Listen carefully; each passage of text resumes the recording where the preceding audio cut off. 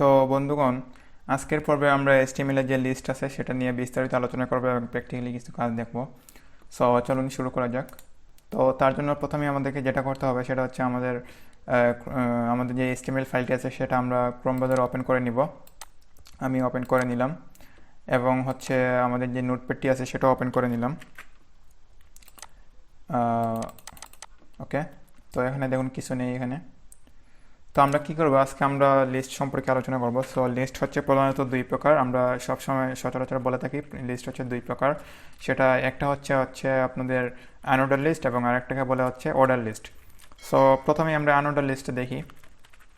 So unorder লিস্টের লেখার নিয়ম হচ্ছে, আনঅর্ডার হচ্ছে একটা পিয়ার ট্যাগ অর্থাৎ ইউএল, অর্থাৎ হচ্ছে আনঅর্ডার লিস্ট।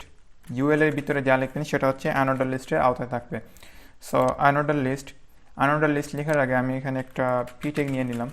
আমি আপনাদেরকে বোঝাচ্ছি কেন আমি নিতেছি এটা। যেহেতু আমরা আনঅর্ডার লিস্টের ভিতরে কিছু সাবজেক্টের নেম নিব, তাই এখানে আমি একটা পি ট্যাগের ভিতরে লিখে দিলাম যে এটা হচ্ছে সাবজেক্ট নেম। ওকে, সো সাবজেক্ট নেমের ভিতরে আমরা কি করব, আমরা যেহেতু আনঅর্ডার লিস্ট নিব, সো আনঅর্ডার লিস্টের ভিতরে কি কি থাকতে হবে, ইউএল এর ভিতরে আমরা কি লিখবো, এলআই লিখবো, অর্থাৎ হচ্ছে লিস্ট। এলআই পুনর হচ্ছে কি লিস্ট। এলআই নিলাম, একটা এলআই নিলাম এবং আরেকটা এলআই নিলাম, সেভ দিলাম। এইভাবে আমরা কয়টা এলআই নিব, তিনটে এলআই নিলাম আমি। আপনারা আপনাদের মতো যেটা ইচ্ছা আপনারা নেবেন। সো আমি প্রথমে নিলাম হচ্ছে ম্যাথ, তারপর হচ্ছে নিলাম আমি ইংলিশ, তারপর হচ্ছে নিলাম আমি কি নিয়ে যায়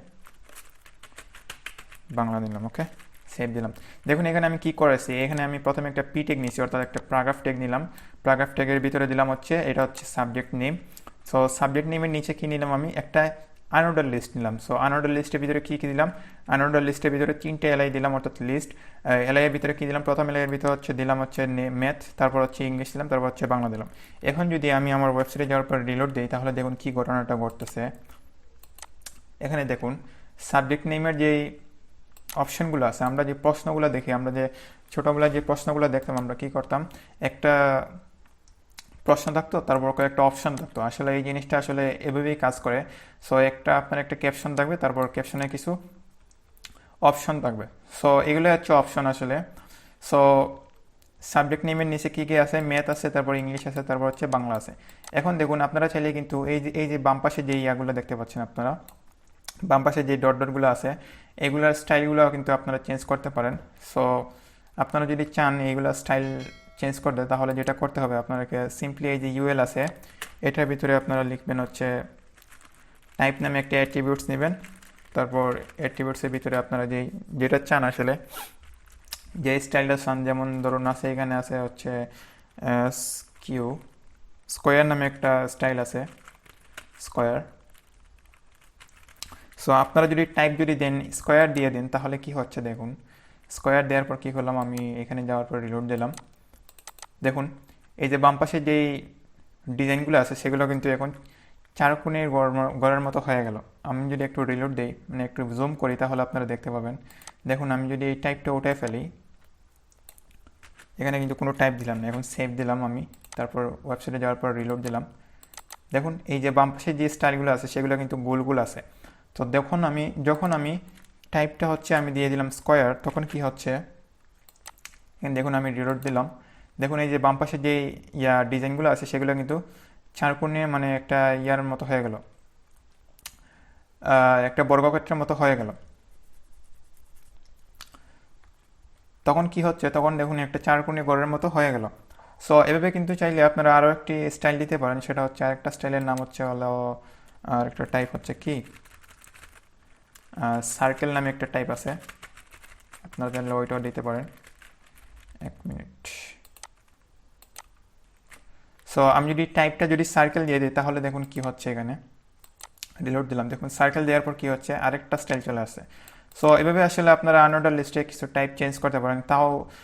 তারপর হচ্ছে আপনারা যদি চান যে আমরা চাই না আপনি যদি চান না যে এই যে বাম পাশে যে ইয়াগুলো আছে, যে ডট ডটগুলো আছে, সেগুলো আপনারা যদি চান না যে এগুলো আমার দরকার নেই, এগুলো আমার শো করার দরকার নেই, সেজন্য আপনারা যেটা করতে হবে, টাইপের মধ্যে কি দিয়ে দিবেন, সিম্পলি আপনারা টাইপের ভিতরে নান দিয়ে দিবেন। নান দেওয়ার পর কী হবে, এই যে বাম পাশে যে ডিজাইনগুলো আছে সেগুলো কিন্তু আর শো করবে না, অর্থাৎ এগুলো হাইড হয়ে যাবে। সো আমি যদি এখন ডিলিট দেই, দেখুন এগুলো চলে গেল। সো আশা করি আনঅর্ডার লিস্ট সম্পর্কে আপনারা একটা ধারণা পাইছেন। এখন চলুন আমরা কি করব, অর্ডার লিস্ট সম্পর্কে একটু ধারণা নেই।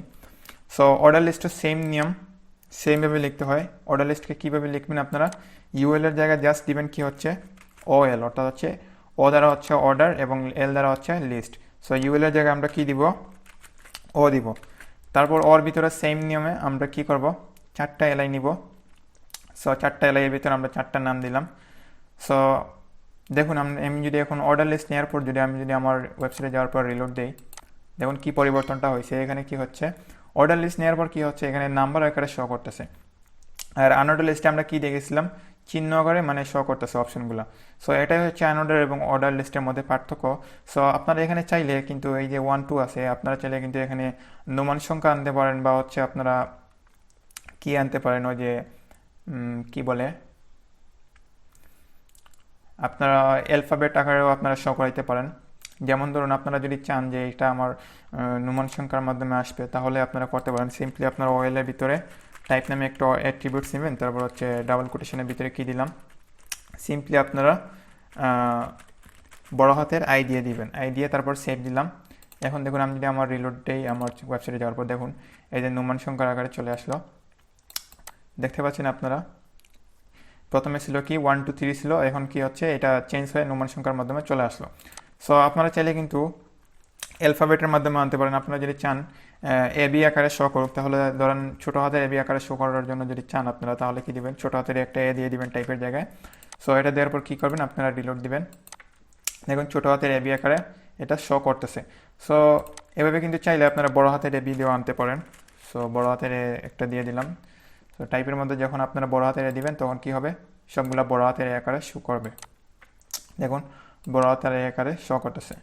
সো আশা করি লিস্ট সম্পর্কে একটা ভালো একটা ধারণা পেয়ে গেছেন আপনারা, আনঅর্ডার লিস্ট এবং অর্ডার লিস্ট।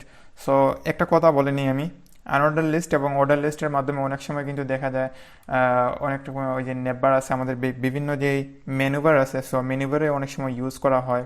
আমি যে একটা ওয়েবসাইট দেখাইছিলাম, যেমন ধরেন আমি যদি আপনাদেরকে একটা ওয়েবসাইট দেখাই, এই যে ওয়েবসাইটটা দেখতে পাচ্ছেন আপনারা, দেখুন একটু মনোযোগ দিয়ে দেখুন।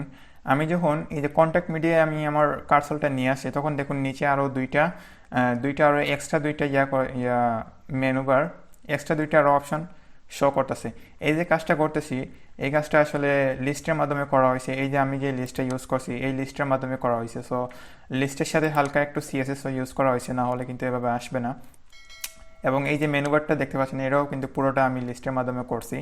সো এগুলো আমরা ভবিষ্যতে এরকম একটা প্রজেক্ট করব, সমস্যা নেই। আমরা সামনে সিএসএস এবং এসটিএমএল যখন শেষ করে ফেলবো, তখন এইভাবে দেখা গেল অনেকগুলো প্রজেক্ট করব, পিএসটি টু এসটিএমএল করবো, তারপর জেপিজি টু এসটিএমএল, মানে বিভিন্ন ফাইল থেকে আমরা এসটিএমএল এর রূপান্তর করবো। এগুলো সমস্যা নেই। আমরা ভবিষ্যতে যত বেশি কোড শিখবো, তত বেশি আমরা প্রজেক্ট দেখবো এবং আস্তে আস্তে আমাদের আয়ত্তে চলে আসবে ইনশাল্লাহ। সো আমি লিস্টের একটা রিয়েল লাইফের একটা কাজ সম্পর্কে আপনাকে একটা ধারণা দিয়ে দিলাম। লিস্টের কাজ হচ্ছে কি, আপনারা চাইলে অনেক সময় লিস্টে কি করতে পারেন, লিস্টের একটা ব্যবহার হচ্ছে কি, আপনারা এই যে অপশনাল যে মেনুগুলো থাকে, সেগুলো কিন্তু আপনারা লিস্টের মাধ্যমে করতে পারেন। সো আশা করি আপনারা লিস্ট সম্পর্কে একটা ভালো একটা ধারণা পেয়ে গেছেন। সো দেখা হচ্ছে পরবর্তী পর্বতে। সবাই ভালো থাকবেন, সুস্থ থাকবেন। আল্লাহ হাফেজ।